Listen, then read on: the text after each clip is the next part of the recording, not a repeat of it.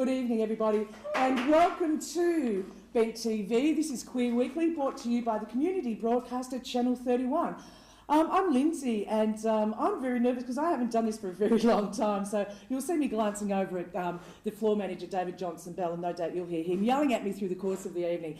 I'm very fortunate this evening to be joined by the fabulous Claude Panozzo. Have I said that, Claude? We've known each other about 100 years and I still haven't got it right. Panozzo. And on my right, which is your left, is the fabulous Susie Malhotro. Did I get it right? Well done, yes. Fantastic. Now, basically, what we're here to talk about in this segment is, as gay Melbourne would know, that the Pride Awards are coming up very, very, very soon, aren't they, Claude? Absolutely. When we go to where, what would be a week? A week and a day. A week and a day away. October 1st, Tuesday. Tuesday, October 1st, correct. Oh, good, I'll be there. And basically, just give us a bit of a rundown, like how the vote's going. I mean, you can't tell us who's winning or anything like that, of course. No, absolutely. But what's been happening? The votes, streaming in. There's been lots and lots of votes coming in, as usual. The nominations were a bit nervous. That's the first thing you panic about when you organise an event like this, but I was really happy the way it panned out across the board, from community right through to the way it's panned out from lifetime entertainment. We've got great nominations there, and I'm just really happy about that. And look, everything's going great. It's going to be a glamour function of the year, and it's all the alcohol you can drink, not including spirits, all your wines and beverages, and tickets are $80 all inclusive, 3-course meal. It's really full table service at Send Mobile Room. Were there loads of people that you thought should have got on there and didn't, and were they fighting people off? We all have our, but it is the People's Choice Awards, irrespective of how corny they may sound, but it actually is. The nominations were open. These were the tenders. For whatever the reasons, that's who got there, and that's so be it. And whoever should vote from now between the nominations close the 30th of September, Monday 30th of September at midday, then they'll be compiled that day, and the winners will be announced the following evening. And may the best person win, and if you believe in someone, please, this is the time to vote. It's good because we've talked before, I believe, about acknowledging community workers, and you work for... I work for PLWHA, that's People Living with HIV/AIDS Victoria. We're really fortunate, and we're actually really quite chuffed that John Day, our president's down as a nomination. And David Menadue as well, our vice president, have volunteer contribution award. That just really sort of, emphasises the work that we're doing. And for being self-promotory here, we've got an HIV interactive event with Vanessa Wagner, who's now a superstar after Big Brother. So we're quite happy, and that's going to be next Sunday. We can hold that up. Yeah. And that's is it a fundraiser? Or? No, it's not. It's actually just about putting back our work into the community, getting along the HIV in the gay community, imparting information about HIV and looking after yourself, but everyone's welcome. There's so much to learn, but you do it in a really fun, a really informative way. We've been running them for 2 years and we have the best fun doing them. So. And Vanessa Wagner is we were talking earlier, like she's such a, shall I use that tired old saying, tour de force in Sydney, but in Melbourne is still establishing herself as a community worker and somebody, I suppose campaigning for HIV. Yeah. And the thing is, I think she's known in Sydney for a lot of other reasons other than being an HIV individual. I mean, that's, as Tobin Saunders, his alter ego, her alter ego, he's getting very well known as being a real campaigner and an advocate for people with HIV issues, and we're so fortunate to have him. So absolutely. Because one of the things I heard is that that Vanessa actually will take HIV medication on stage. Is that true? No, not quite. Because I heard that. Well, let's dispel that urban myth. I believe in the early days she did just that as a gimmick to get people's attention on stage, and it worked really well. She became quite famous for that. I do believe that. Yeah, Vanessa, you've told me this yourself, so I haven't misquoted. And that was quite radical in its time. I think as time moves on, I think she's... And I think what she does now is she actually shares very openly her experience about being HIV positive. Absolutely. And, the positive and the negative experiences she's had, as having had the virus for so long. So, And it is important too, I guess, for people with a profile that aren't well to actually, because it is that, we all have role models, but, God forbid the younger people in our community that aren't well, they can see that somebody is surviving and being very, very successful as well. So it's a good positive affirmation that the good old Vanessa gives that. So can anybody attend this? Absolutely, Susie? anyone. Yep, it's at the Positive Living Centre, which is the new fantastic revamped place on Commercial Road, just near the Alfred. It's open to everyone. It's from about 2 o'clock, 1:32 p.m. on Sunday. Yeah. Don't watch the footy, come along and have some fun here instead. Oh, the footy. Or do we dare go near the football? Do we dare? Which Sunday was this again? Sunday the 29th of October, Right. so 29th September. Oh, We'll be right, too busy now. with the awards. Yeah, we'll be having our makeup done or something like that, Claude, I'm sure. No, Vanessa can give you some tips. oh, God.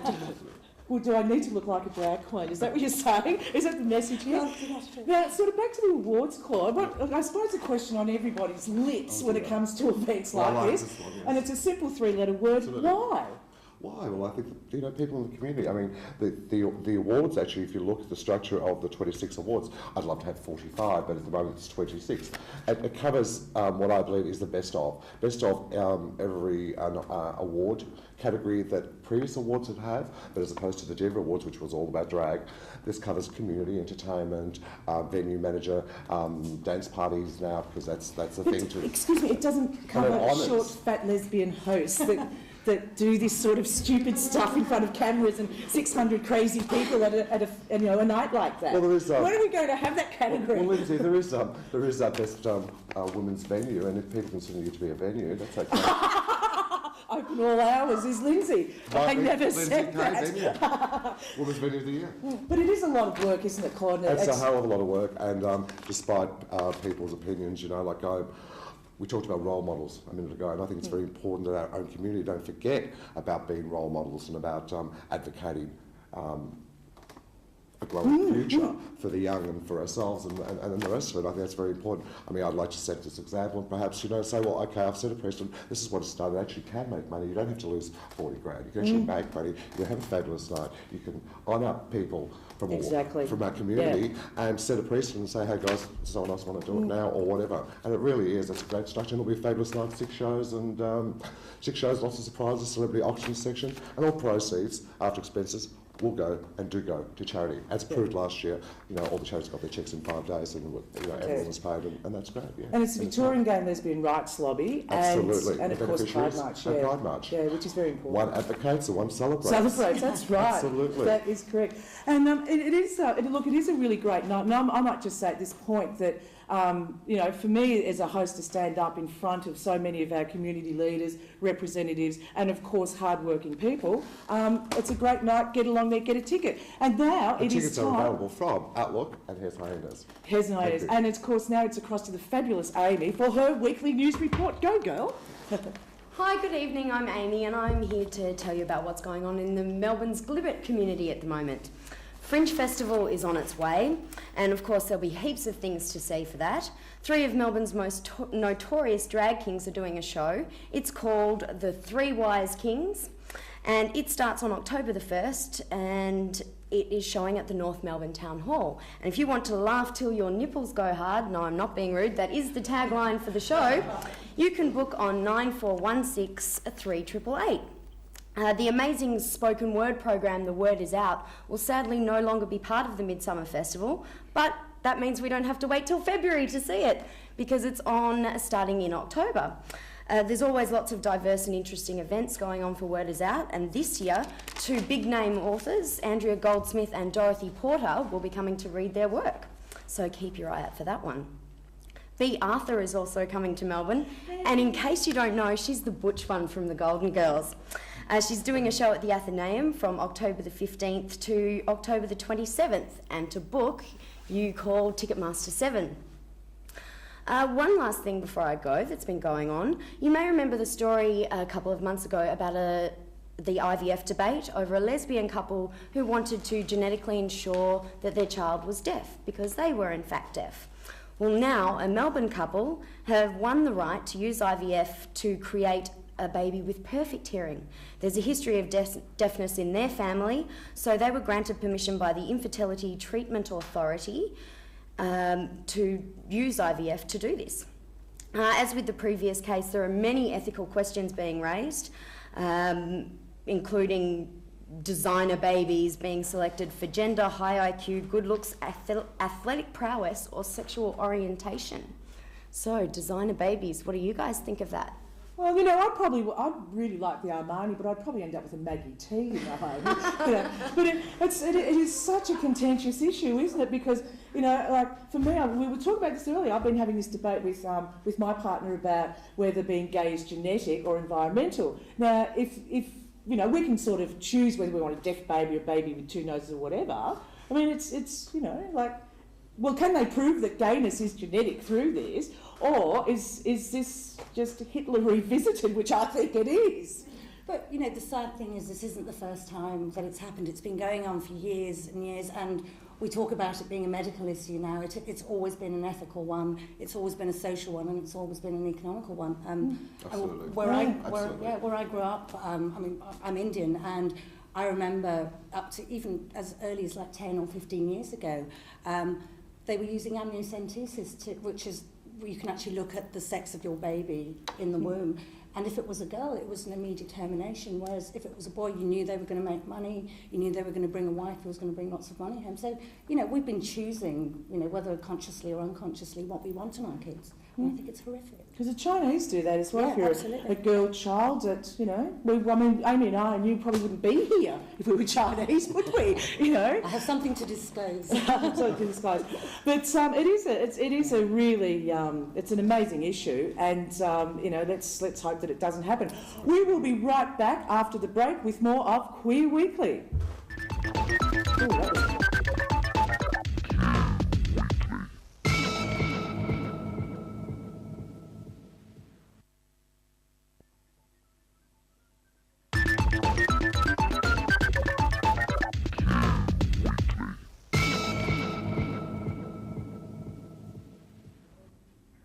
Welcome back, everybody, to Bent TV, and I have been reprimanded severely by young Vic Perry that it's Q Weekly. So please excuse, because you probably turned off when you heard me say Queer Weekly.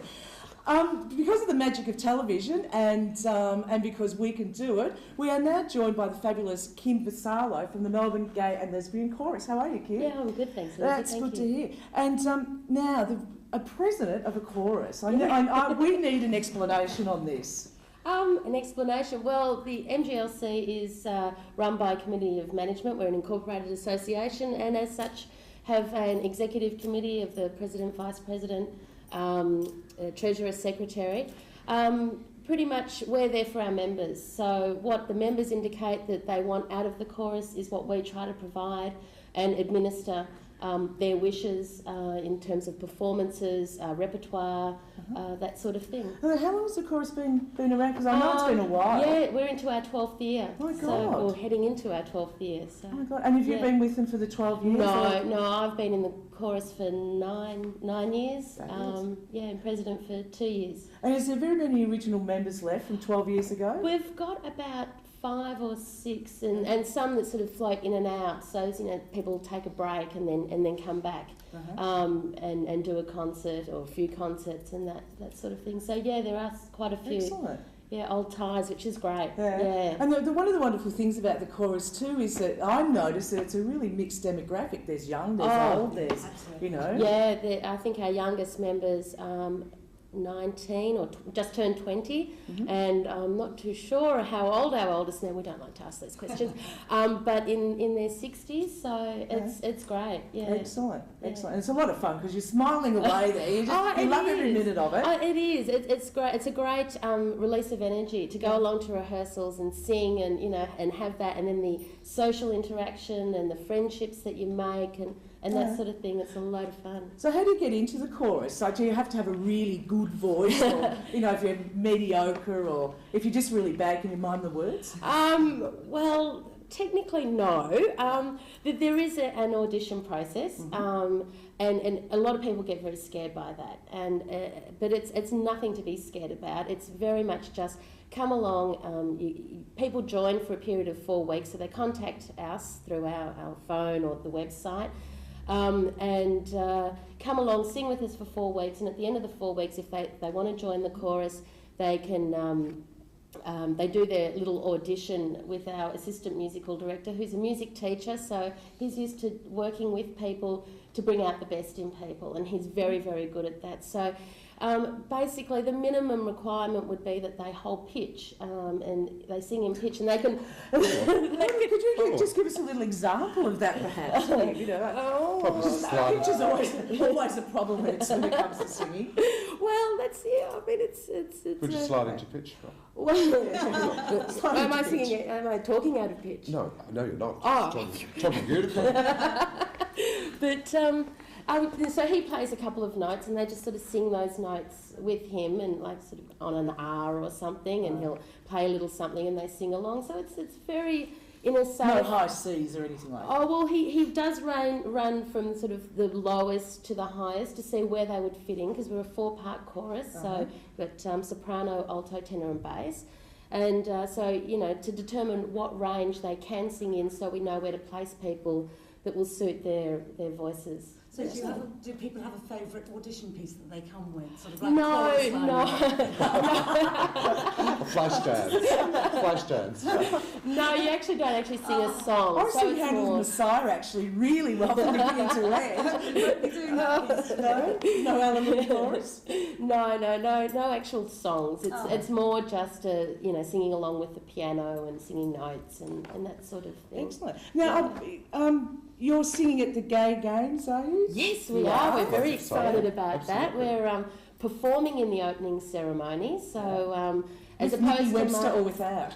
No, with KD, I'm hoping. Fingers crossed.